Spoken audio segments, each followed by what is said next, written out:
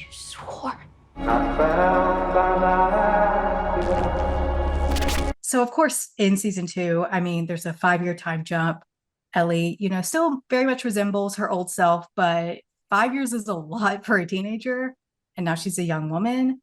Yeah. How did you approach portraying those 5 years of history and development in Ellie?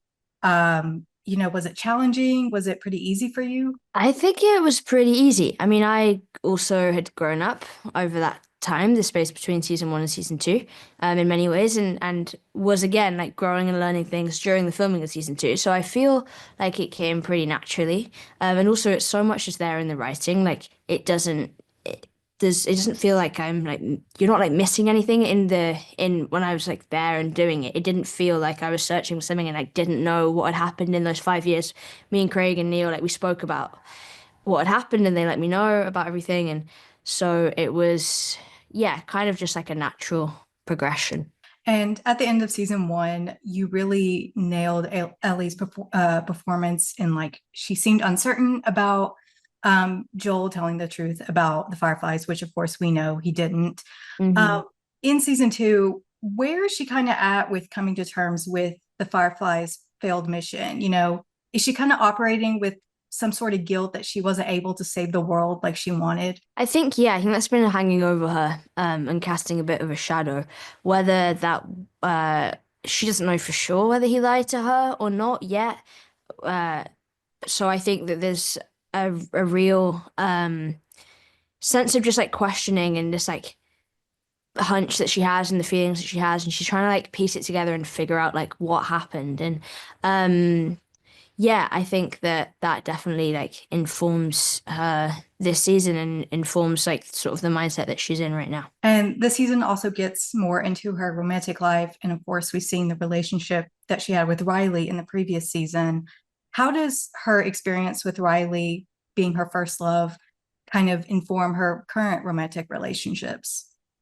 I think that there's a certain amount of like trauma from Riley because obviously that got cut short in the most awful way. Mhm. And so Ellie's really afraid of loving because she's afraid of losing in a world where loss is so frequent and almost casual. So I think that uh, her friendship and bond with Dina, I think scares her a little bit, and the sort of romantic feelings that she has towards her is something that is like is fun for her and scary at the same time, and the way that that progresses and that relationship blooms and blossoms and like the intricacies of that is something that gets explored throughout the season, and I'm excited for people to see it. And speaking of equally scary things, you are in a lot of fight scenes, I imagine, this season. How did you kind of prepare for that this season? And was it anything different than what you prepared for in season one? Yeah, season one, I sort of did a little bit of training just to make myself feel a bit fitter. Season two, it was like a proper thing. I went out for a couple of months before filming and learned how to fight properly and did like weapons training and Brazilian jiu-jitsu and boxing and like combat fighting, which was really cool to have that experience. I felt very strong and capable walking around the streets at night. I was like, yeah, I can take down any who comes at me. Anyway, I don't know if I'm allowed to swear. But anyway, I that was also probably not a good thing to I did feel a bit invincible, which was probably a problem. But so I trained, yes, I did train, and it was so fun to then like get to put that into practice. And I think I needed to be that strong and fit because of like having to like the endurance of the show and doing that for like 7 months of actual shooting with the 2 months beforehand of training. It was just a lot, and so to feel like physically capable of that was really important. So, having been with the story since season one, were there any unique details about the second season that you really wanted to nail for both yourself and the audience? Ooh, specific details. I don't know about specifics. It was more I was just wanting to make sure that Ellie felt older and felt like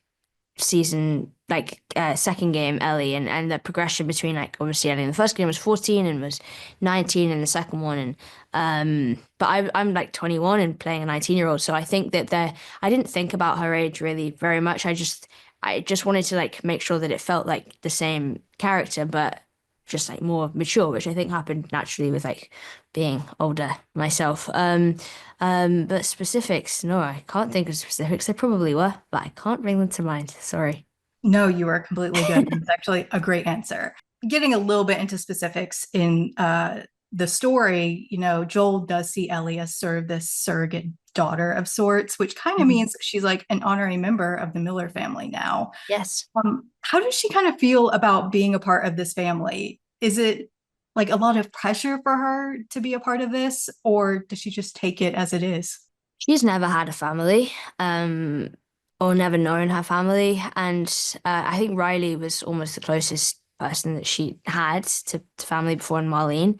And so I think it still feels very new and novel and a little bit like scary to be sort of in this weird like family unit and a bit of imposter syndrome in terms of that, of like knowing that she's sort of Joel's kid, but also so aware of the fact that she isn't. I think that she's more aware of the fact of not being like Joel's daughter than Joel is aware of the fact that she's not his daughter. I think that yeah, I think that it feels a little bit, I think it does feel like a bit of a pressure for her, not really to like perform in the like familial dynamics, but more that she is aware of that these people mean so much to her and she's aware of how much she means to them. And I think that the strength of those relationships, I think, freaks her out a little bit because, yeah, because of like the treacherous nature of the world and like the idea of losing any of them is absolutely terrifying to her. So I think she walks around with that weight. Yeah, that's totally understandable. And speaking of even more relationships, she does have like a friend group now with Dina and Jesse. And Mm. when you have these established friend groups, everybody kind of assigns himself a role in a friend group. Like there's the therapist friend, there's the mom friend, there's the friend that everybody has to look after or anything like that. How would you describe Ellie's role in her friend group? Ellie is definitely not therapist or mum. I'd say Ellie is, oh, she's kind of the little scoundrel Mhm. of the friendship group. She's verging on dad. But Jesse is really, maybe Jesse is mum, actually. Ellie's slightly dad, but kind of maybe emotionally unavailable dad Mm. on the outskirts, who's maybe fun uncle, actually, is Oh, where Jesse, I mean, where Ellie sits in the friend group.